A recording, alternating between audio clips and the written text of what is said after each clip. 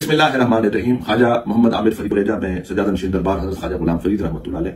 मैं इस इलेक्शन में खसूसन अटक के हल्के NA50 के रिजल्ट में मुझे इंतहाई तशवीश है। तमाम तजिए, तमाम एनालिसिस यही थे कि वहां से करंट पार्टी के सरबराह शहजादा साहब भारी अक्सरियत से जीत रहे हैं। इलेक्शन वाले दिन भी यही सूरत हाल थी, लेकिन मुझे इंतहाई दुख और तशवीश हुई कि जब रिजल्ट में 1 लाख वोट लेने के बावजूद उनको तीसरे नंबर पे शो किया गया। मैं मुतालबा करता हूं इलेक्शन कमीशन ऑफ पाकिस्तान से, ये करंट पार्टी की इंतखाबी मुहिम इंतहाई मिसाली थी पूरे मुल्क में, खैबर से लेकर कराची तक।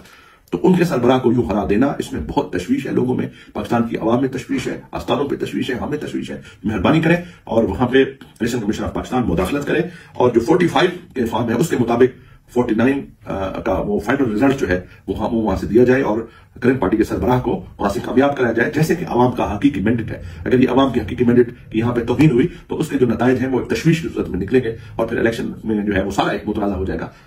अस्सलाम वालेकुम वरहमतुल्लाह।